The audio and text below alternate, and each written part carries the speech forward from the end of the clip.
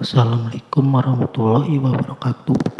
Ini adalah jurnal review yang berjudul Clustering untuk menentukan gizi balita. Dan di sini anggota kelompoknya ada Fajar Nur Alamsyah dengan NPM 21131319191, Muhammad Rafi Al-Ghifari dengan NPM 211319109, dan Rajan Aiman Nadir dengan NPM 21131919062. Nah, judul dari jurnalnya adalah clustering menggunakan metode Cummins untuk menentukan gizi balita, yang dimana tujuan penelitiannya melakukan pengelompokan nilai gizi balita, dan metode yang diambil dari jurnal tersebut metode Cummins. Di sebelah kanan gambar adalah dari jurnal clustering menggunakan metode Cummins untuk menentukan status gizi balita. Dan yang di bawah adalah sumber dari jurnal tersebut. Data-data yang terdapat dalam jurnal tersebut memiliki 50 data balita berusia di bawah 36 bulan.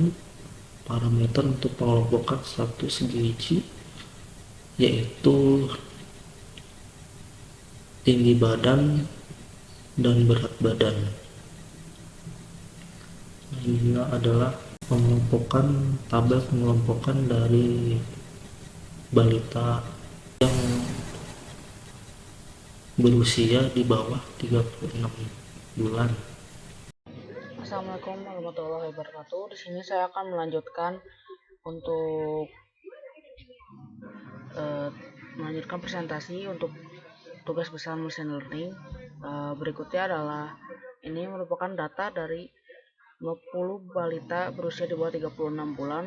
Parameter untuk pengelompokan status gizi yaitu tinggi badan yang dengan inisial TB dan berat badan dengan inisial BB yang bisa dilihat.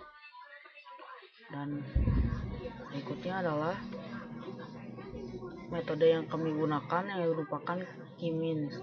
Cummins merupakan salah satu algoritma dalam data mining yang bisa digunakan untuk melakukan pengelompokan atau clustering suatu data. Ada banyak pendekatan untuk membuat cluster, diantaranya adalah membuat aturan yang mendikte keanggotaan dalam grup yang sama berdasarkan tingkat persamaan antara anggota-anggotanya. Pendekatan lainnya adalah dengan membuat kumpulan fungsi dan fungsi yang merupakan beberapa properti dari pengelompokan tersebut sebagai fungsi dari beberapa parameter dari sebuah clustering.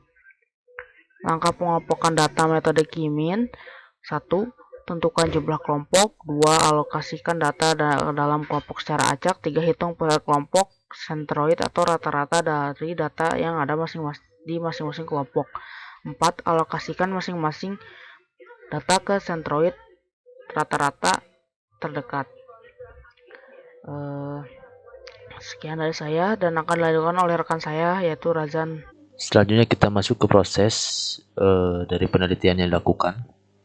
Yang pertama yaitu dilakukannya normalisasi terhadap 50 data balita tadi, bahwa tahapannya yaitu dilakukan dengan mencari nilai maksimum dan minimum untuk variabel tinggi badan yang dilambangkan dengan X.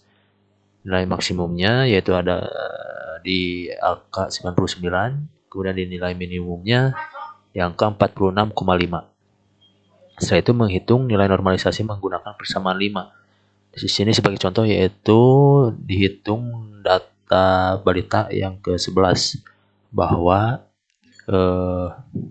dihitung dari balita yang pertama dikurangi min, kemudian dibagi dari hasil nilai maksimal dikurangi nilai minimal dengan hasilnya yaitu 0,35. Selanjutnya proses selanjutnya yaitu dilakukan untuk menentukan jumlah kelompok atau klaster. ke 50 data balita tadi yang telah didapatkan, kemudian dikelompokkan ke dalam 5 klaster. Di antaranya ada gizi buruk, gizi kurang, gizi baik, gizi lebih, dan obesitas. Selanjutnya yaitu menentukan nilai initial cluster center. Jadi nilai initial cluster center pada iterasi yang pertama diberikan secara acak. Pada iterasi selanjutnya nilai initial cluster center diberikan dengan menghitung nilai rata-rata pada setiap subclusternya. Tabel ini merupakan initial cluster center.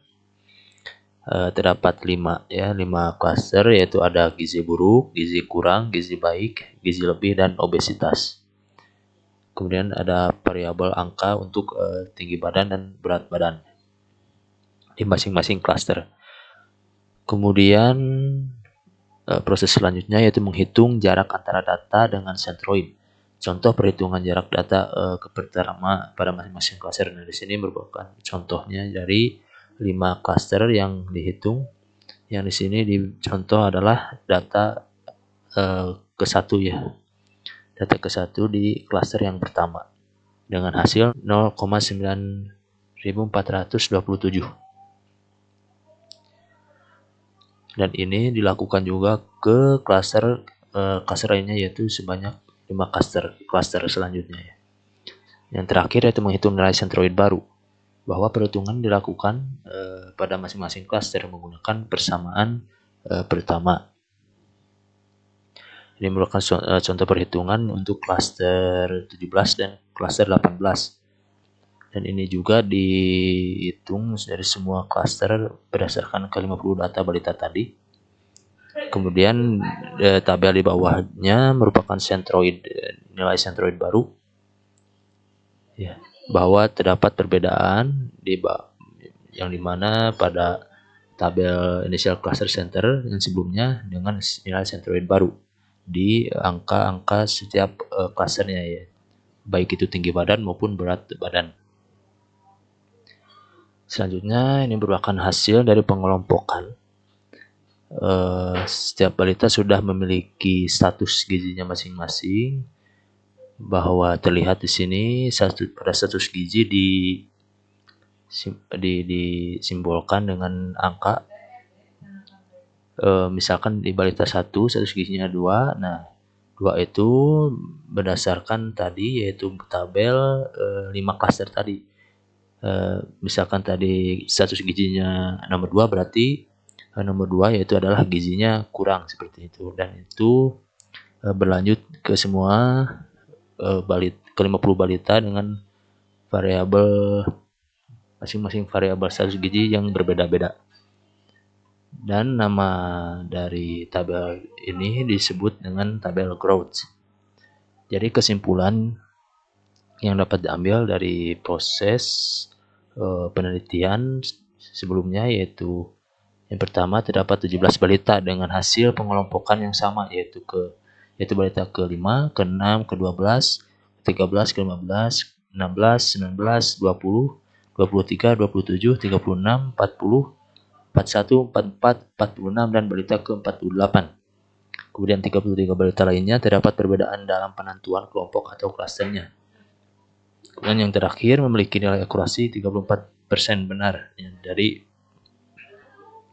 Jadi nilai akurasi dari penelitian menggunakan metode Cummins ini sebanyak 34% dengan status 34% benar.